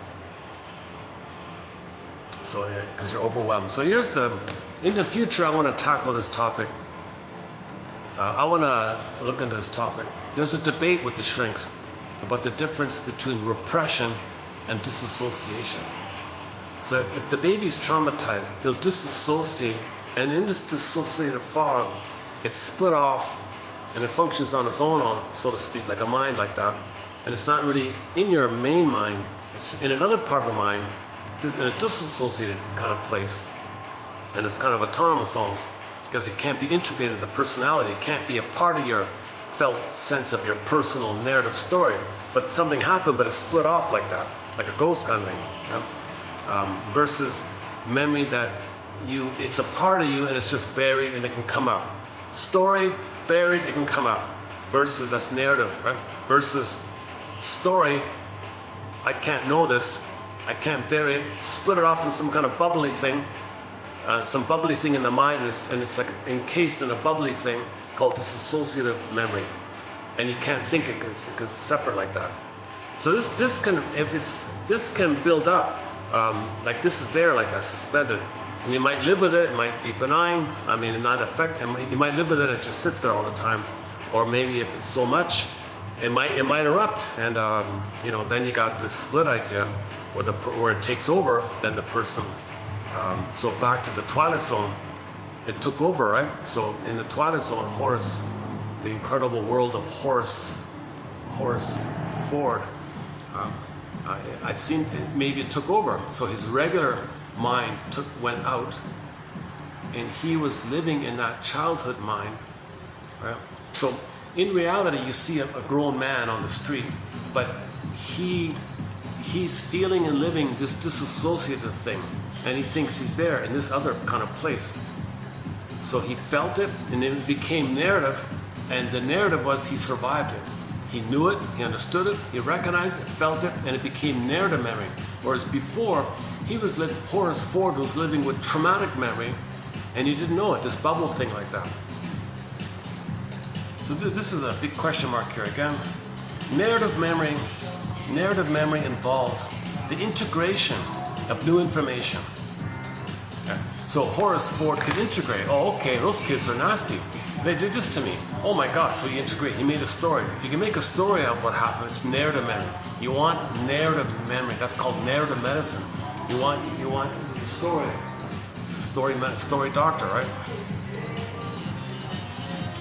You want to be your own story doctor, right? Narrative memory involves the integration of new information into pre-existing narrative schemata.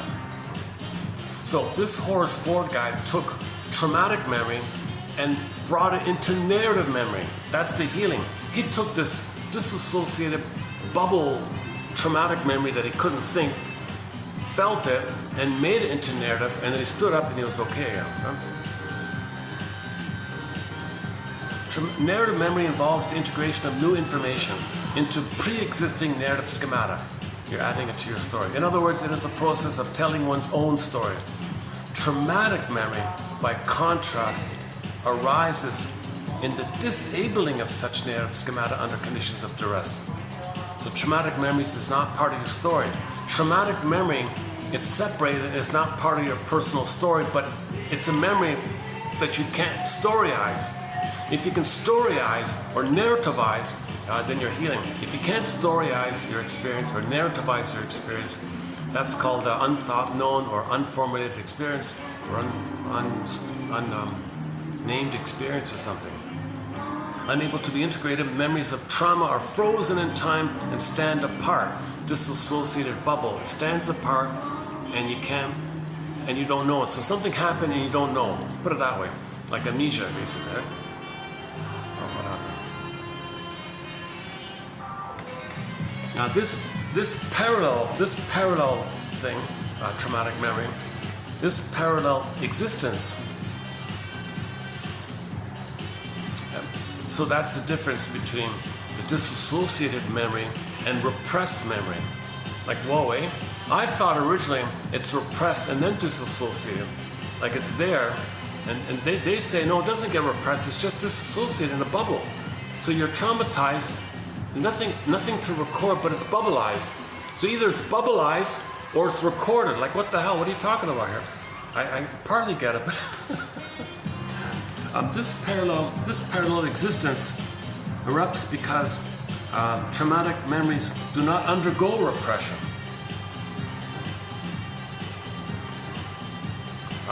They arise through a disassociation of consciousness at the moment of the traumatic event. So the person has these two things going on.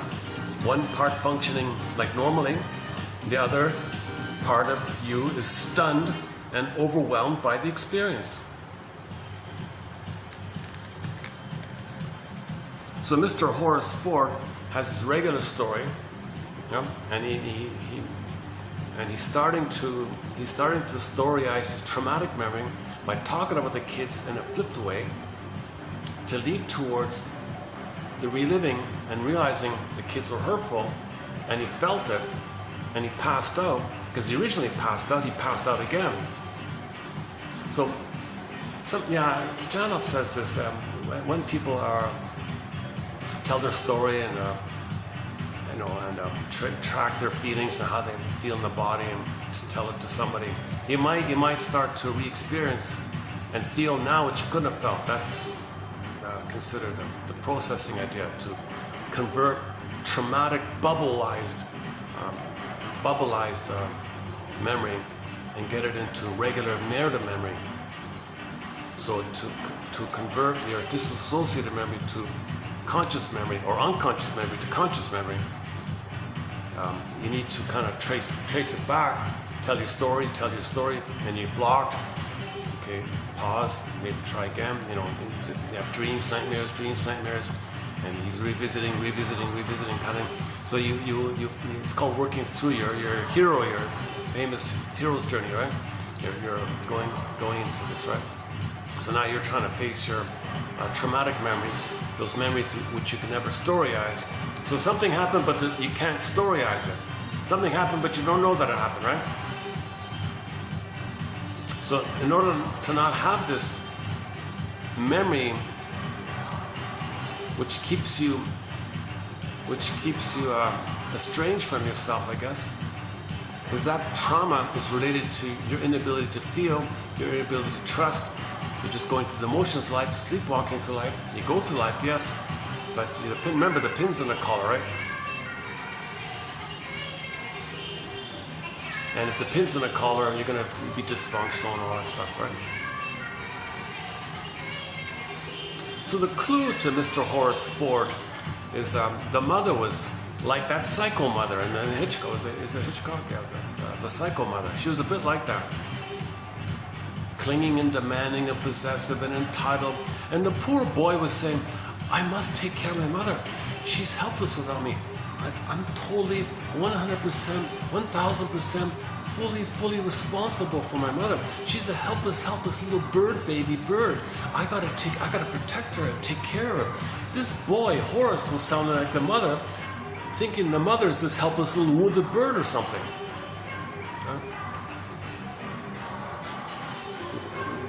Okay, maybe we should start to go. How's the time? Let's see. It's getting dark already, yeah? 5:50. It's funny about time, eh? Look at that, eh? I feel like I've been here for 4 hours, but it's only been an hour and a half, right? Son of a gun. All right, let's see what else. Oh, okay. If you notice any, this music's copyrighted. If you notice any skips in this video, there'll probably be some little jumps. That's because this stuff's copyrighted. Okay, back to Rick Emmett, his song called Big Lie. Eating up the planet as fast as we can. So this plundering the planet for a quick buck idea arises from a collective psychosis that has followed a predictable script throughout history, its formation gaining strength and speed with each new generation. Yeah, the trouble with normal is that it's always getting worse with Bruce Coburn, and repetition compulsion, every time you repeat it, kind of. So self-devouring society, Joy Harjo. Because in trauma, the pain is too high and you gotta grab more. The pain is still there, grab more. But every time you do that, you get older, you get weaker, and more pain, so you gotta grab more to compensate, so we're devouring the planet for a quick buck. This is the old script that's been going on for 5,000 to 10,000 years.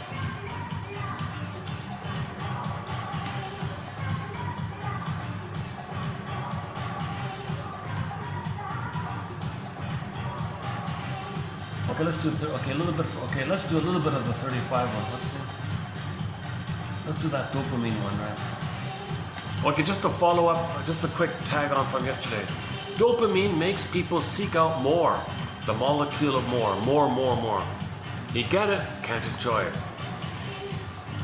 If it's a person, you can't love. So you don't love if you get it, and you can't enjoy if it's a thing.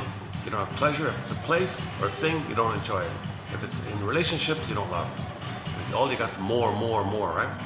The more is to blip up momentary memorial feelings of the blissful feeling of the past. You blip it up. And yes, there's a practical element. For example, you eat the cookie, the concentrated sugar. It's kind of like all this food. From the mammalian brain's point of view, perceiving the food as a person being safe means serotonin. So the cookie makes you feel super safe in the moment, so you get serotonin by the surplus food. But that's just a blipping phenomenon. Okay, that's in the practical place. But mainly you're using the cookie as a symbol of mother because you're looking for mother. It's got to be a symbol of mother. And then you feel like the memory of when you did have mother. But the stress is still there. You just blip over it. When the happy chemicals go down, now you're feeling the stress, the painful chemicals, survival, jungle survival, pain, survival, dopamine, go blip up, right? So we're in this go blip up script for the past 8,000 years or whatever, 10,000 years. Where are we? Dopamine, what happened? Previk. Dopamine makes people seek out more. It makes them restless and dissatisfied. Yeah, so he was never happy, he was never satisfied, he was always restless. He was very manic, called dopamania. It makes them long for something better. People with dopaminergic personalities. Yeah, so the guy in season 4, episode 14, okay, Featherhead, whatever his name was, yeah, he had a dopaminergic personality.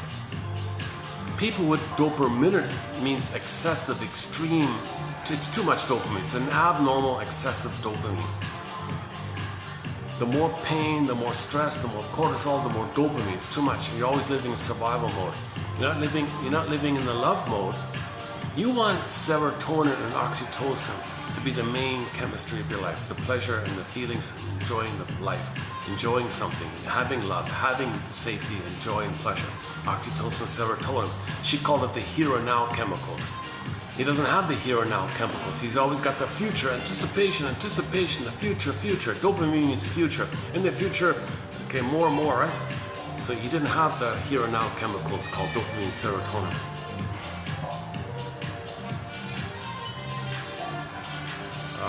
People with dopaminergic personalities may do well when coping with novel situations, but they often have difficulty with relationship. When the need for cooperation is paramount, a dopaminergic personality is a liability. So they're only useful in plundering the planet. So if you want help in plundering the planet for a quick buck, you traumatize the baby, and he'll be dopaminergic. The dopaminergic is also the prejudiced mind as well.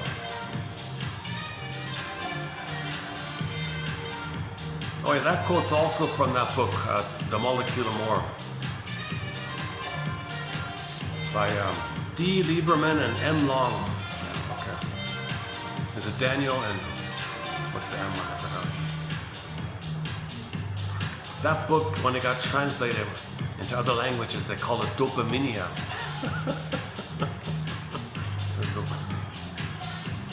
When narcissistic persons' delusions of grandeur are not matched by other people's behavior, they are prone to aggressive outbursts.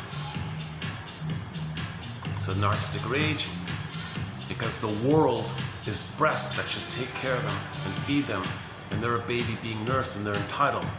There's no mutuality. They're in a bubble, and they're in a bubble mode with the world, and the world and the narcissistic person are one. So they're in this solipsistic bubble, and when the world or symbolic breast doesn't feed him, he thinks he's a goner, afraid, rage, wants to control the breast. So that the rage is to control the breast, the world, kind of thing. When a narcissistic person's delusions of so babies have grandiosity. Babies feel they're kings and gods and special in this kind of early on like that, delusions of grandeur. When a narcissistic person's delusions of grandeur are not matched by other people's behavior, the breast is not behaving, so they're in rage. Come on, breast, behave yourself. I'm center stage, feed me, see me, make me important, all about me.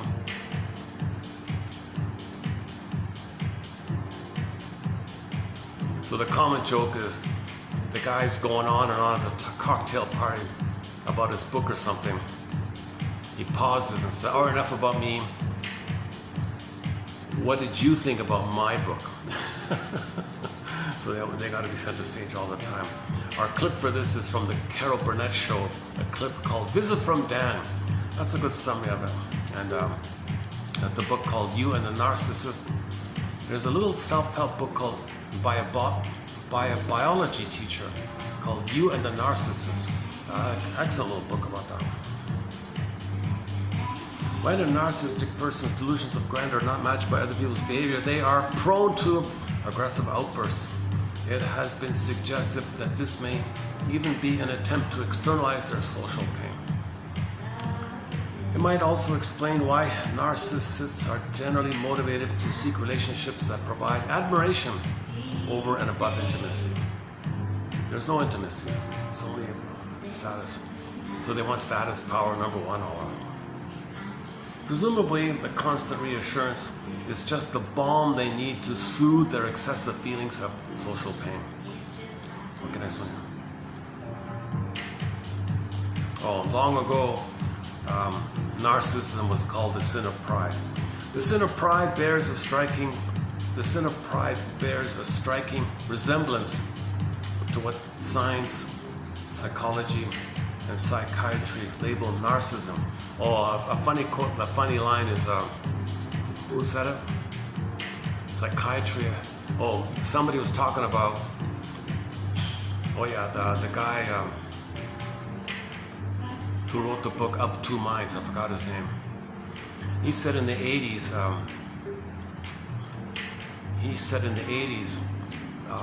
they broke down his building, which offered talking cure.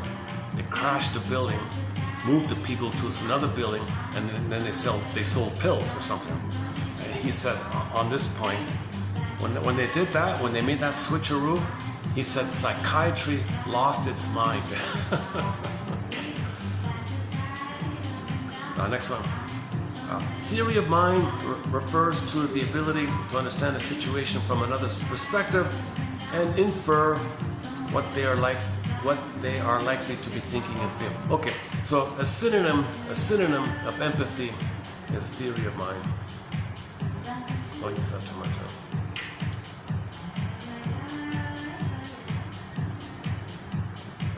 Okay, let's just leave it there. What's this one again? Modern humans evolved. Look at this one here. What's this one again? Okay, why not? Modern humans evolved in Africa, apparently the Congo, northeast of Congo, apparently. We went from Homo bodoensis to Homo sapiens sapien, revealingly. Modern humans evolved in Africa about 200,000 years ago and began spreading to other parts of the world about 100 years after that. This migration was essential for our survival, and there's genetic evidence. Say, okay. So I guess we felt it's better to spread around too. So the theory here is it was for our survival we spread around. Is that it?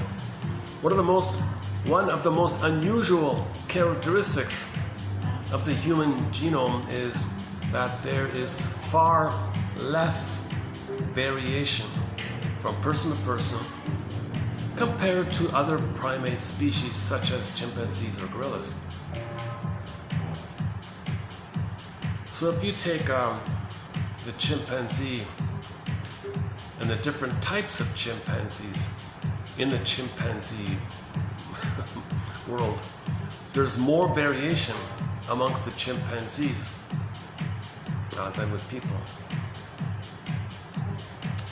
This high level of genetic similarity suggests that we are all descendants from this one family, Homo bodoensis.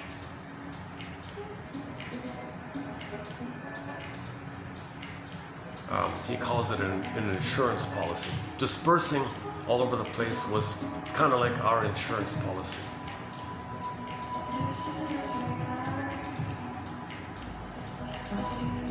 Should we do this one here? Quote, can we take a look at what just happened?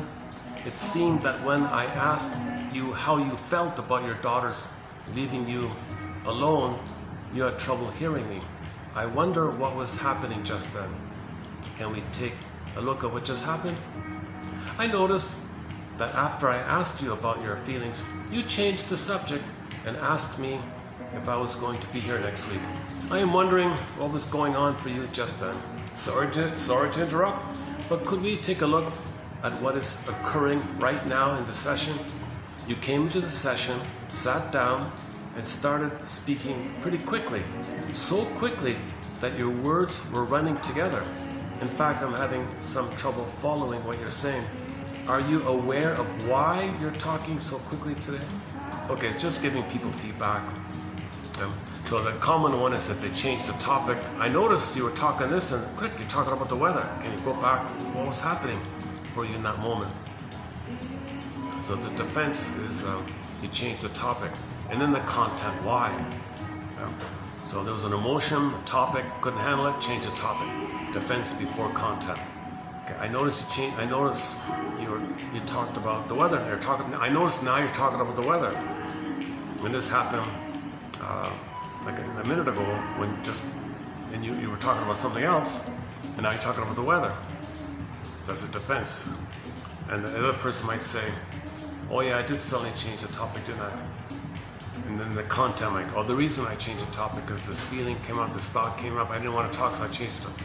Defense before content. So when something's painful, you might change the topic as a defense mechanism to bury the story.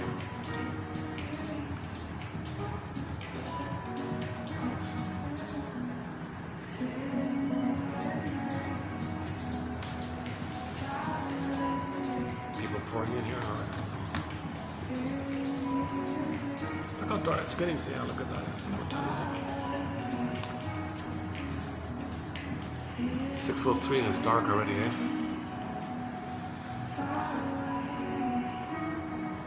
Yeah, let's keep this as a short one. Yeah, not one of my calmer focused videos today. I didn't have much content for this video here.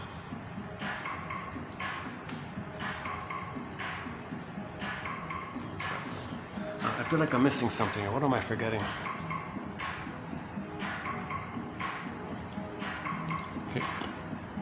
56, was it here?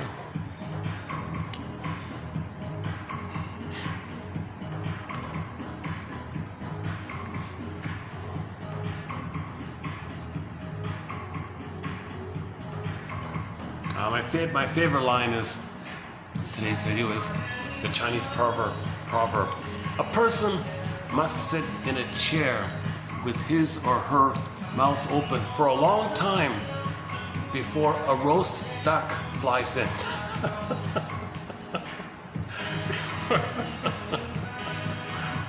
Did you see? Does it show up there? Where is it? Oh, there it is. That attack. Is it showing up there?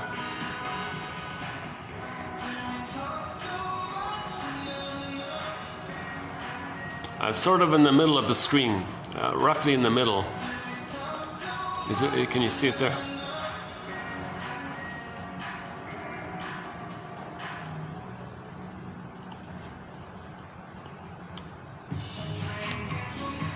Oh, Ralph Waldo Emerson.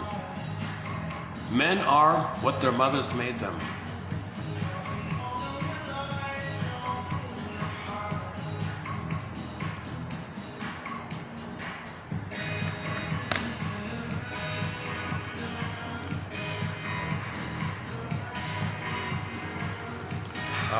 Okay, let's just wind it down here.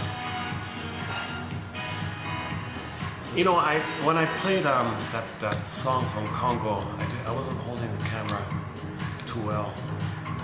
Oh, now I got this up overhang. Oh, now I got this up. I'll do it another time.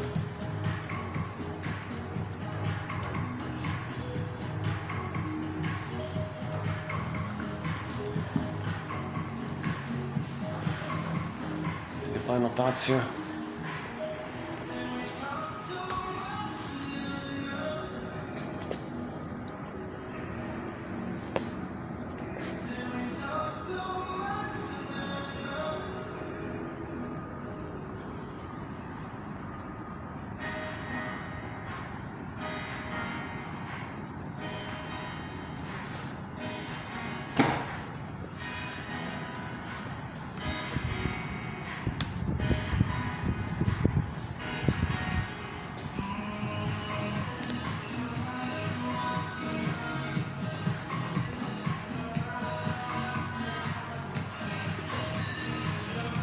Okay, let's play the live version of Hollywood.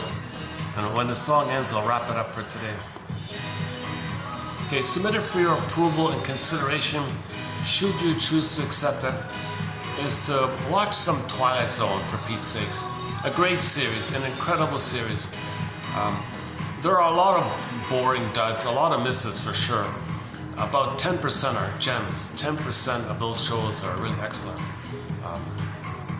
And the ones that are not so good, that do have a psychological message, two of those we just mentioned here, season 4, episode 14 and 15.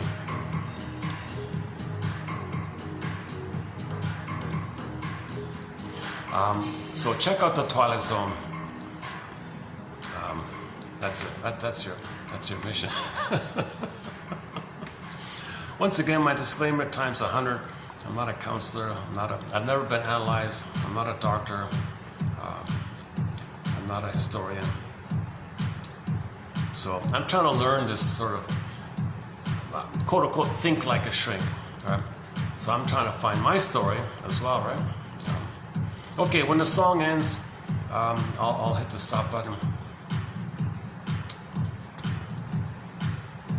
May the psychoanalytic force be with you.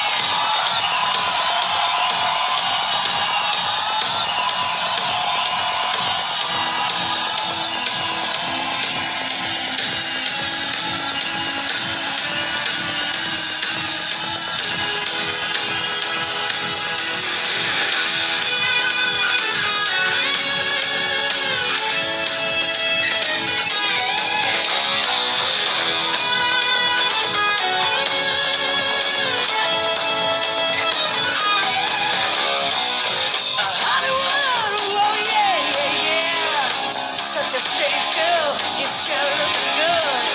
Turn up your radio and stick up your butt.